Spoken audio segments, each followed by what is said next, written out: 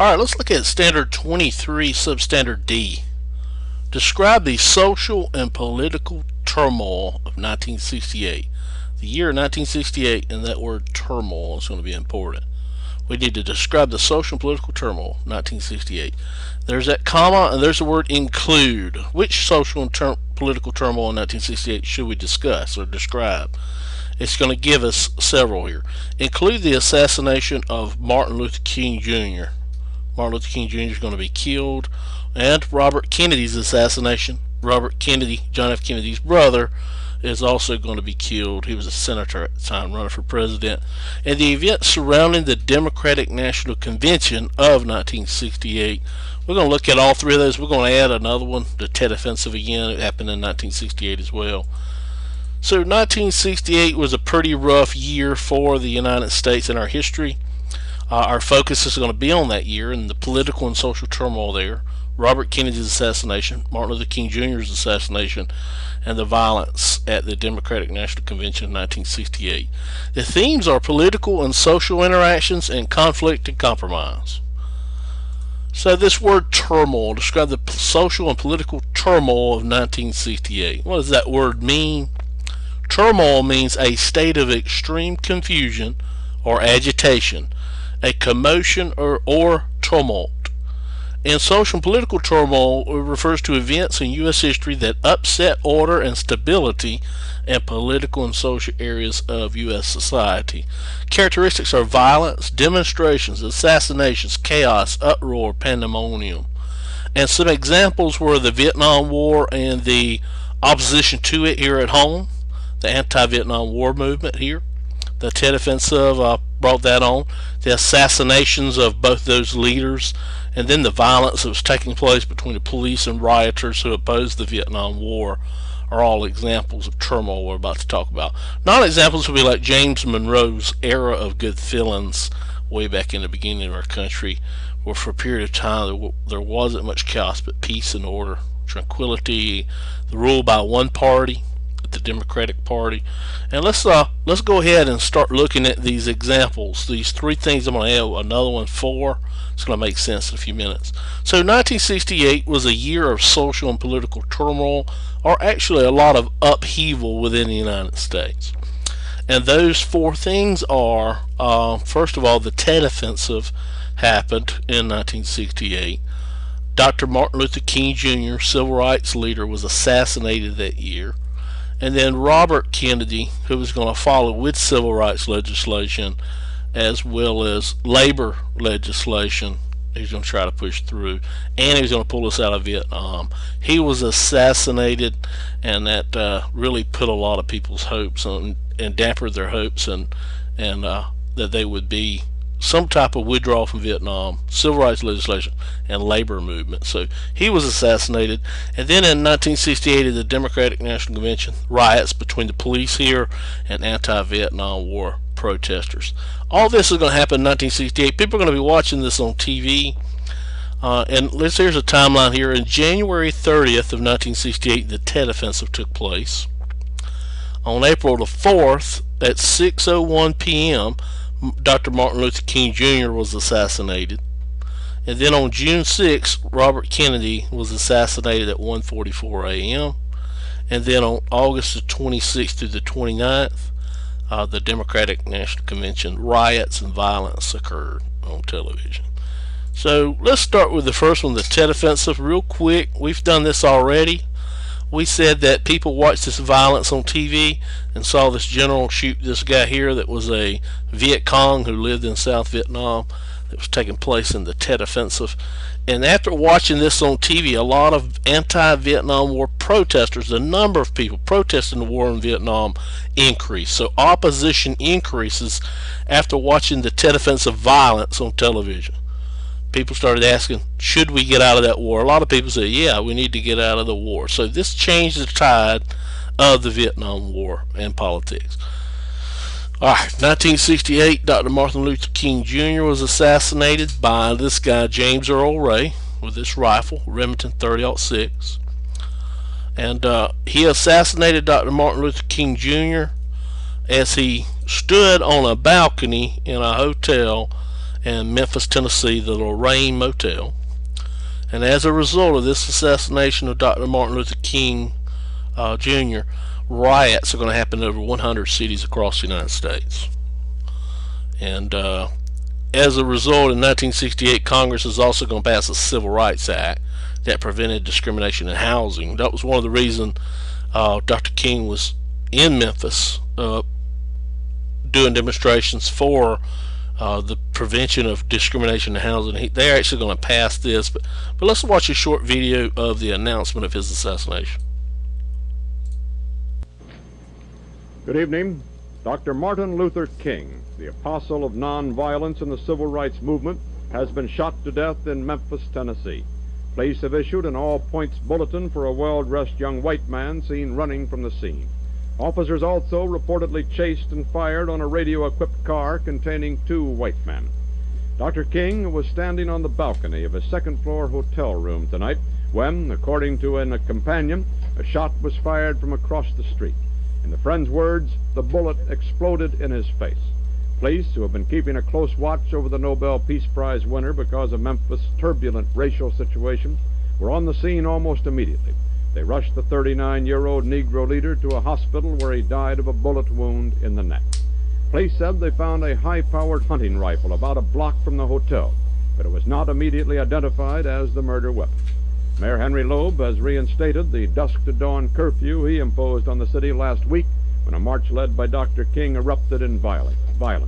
Governor Buford Ellington has called out 4,000 National Guardsmen. And police report that the murder has touched off sporadic acts of violence in a Negro section of the city.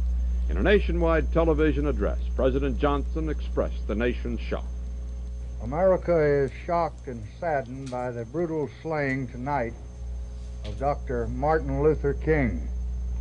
I ask every citizen to reject the blind violence that has struck Dr. King, who lived by nonviolence.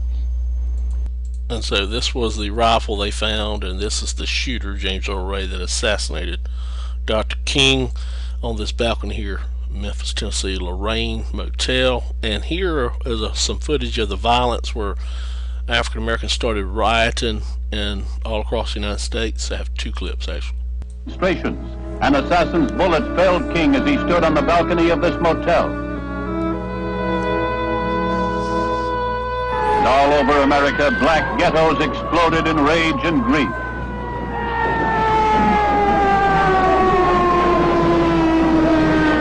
Even the nation's capital was seared. To calm the ghettos, Robert Kennedy spoke. For those of you who are black and are tempted to be filled with hatred and distrust, I can also feel in my own heart the same kind of feeling. I had a member of my family killed, but he was killed by a white man. So we have to make an effort in the United States. We have to make an effort to understand. Robert Kennedy becomes a leader as well, and African Americans look to him to take up Dr. King's. But here's some more violence footage. In black communities across the country, the reaction to King's assassination was a violent eruption of rage and despair. Rioting broke out in more than 100 cities. 20,000 Army regulars and 34,000 National Guardsmen were mobilized. In Chicago, Mayor Richard Daley ordered police to shoot to kill. Nationwide, 46 people died. Martin Luther King was dead. America was burning. And so a lot of people put their faith, when I say people, African Americans, that wanted civil rights, and those anti-Vietnam War protesters that wanted us to pull out of Vietnam, put their faith behind Robert Kennedy. Cesar Chavez, we're going to talk about later on, as a labor movement, was friends with Robert Kennedy. They called him Bobby Kennedy. And in 1968, Robert Kennedy is going to be assassinated as well. Here he is. He had just won the California Democratic National Primary in 1968. He was running for president. He was senator at the time, and at the Ambassador Hotel he gave a speech, and as soon as he walked off, he was shot and killed by Sirhan Sirhan. We're going to look at him in a few minutes. But here's part of the speech he gave saying what he wanted to do with his presidency. Able to win them both, I think that we can end the divisions within the United States.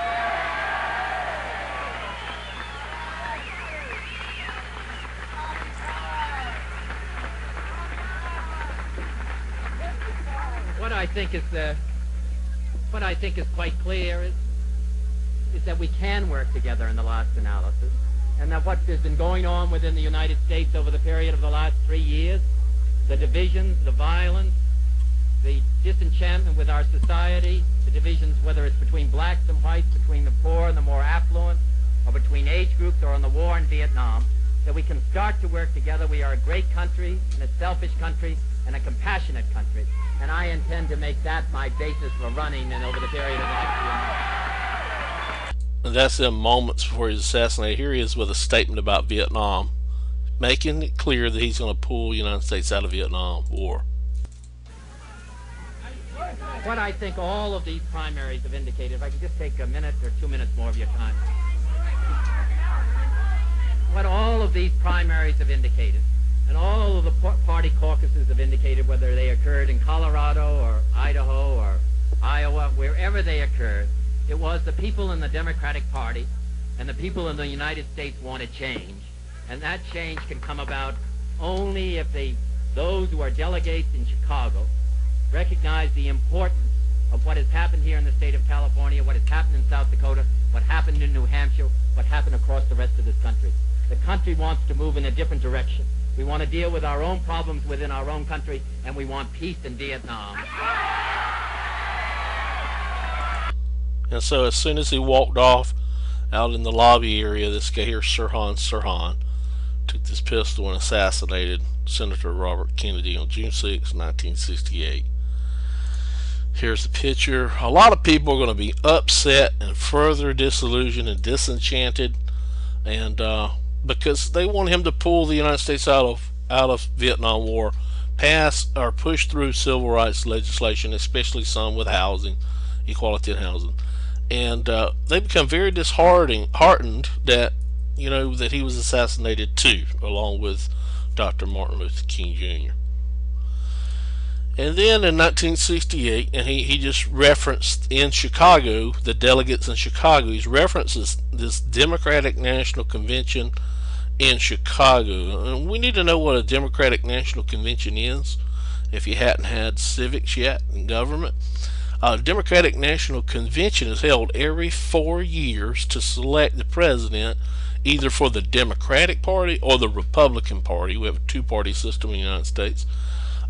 Robert Kennedy was a Democrat, and this guy here, Hubert Humphrey, was vice president at the time, and he was running as well. But the convention, primary election, and he had just won. Robert had just won a primary in Los Angeles, California. In the state of California, he won a primary there for the Democratic Party. But Democratic primary was where there was several candidates who wanted to be the Democratic candidate for President of the United States in 1968 to run against the Republican candidate for President of the United States in 1968, which was Richard Nixon. And so this guy here, because Robert Kennedy was assassinated, this guy Hubert Humphrey wins the Democratic Party as candidate for their party. He wins.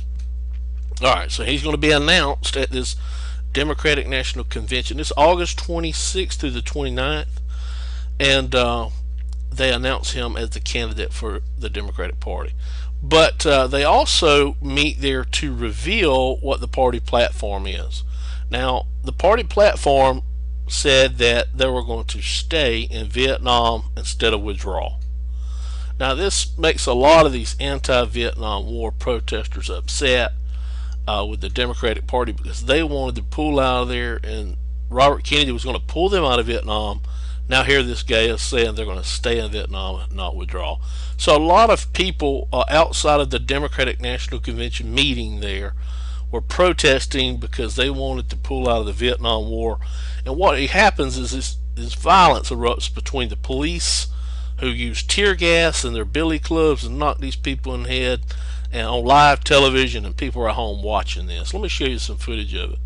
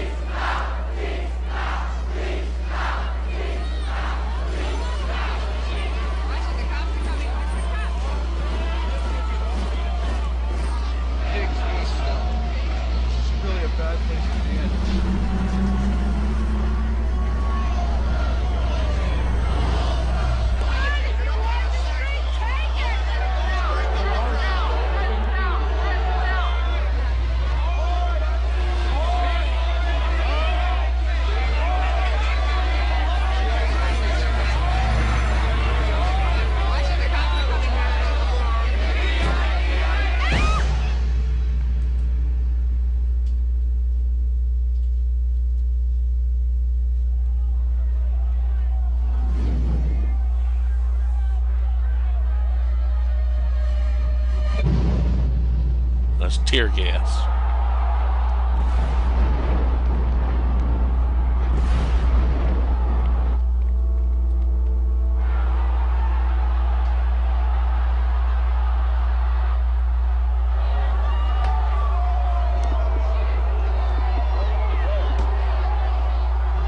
They're hitting people in the head with the clubs.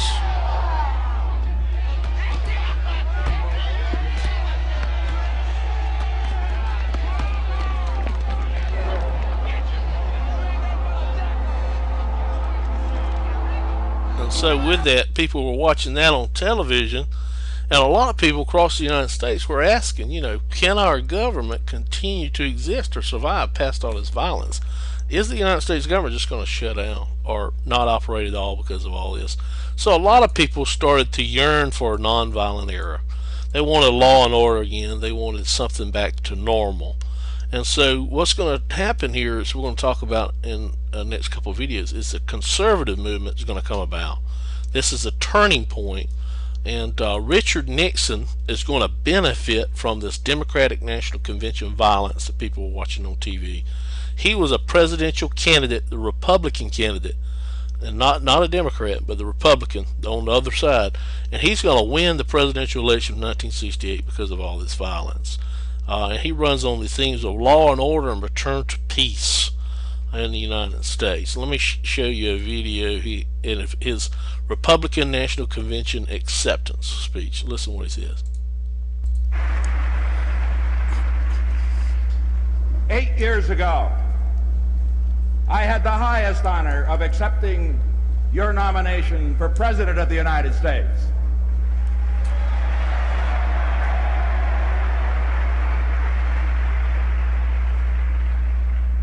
Tonight, I again proudly accept that nomination for President of the United States.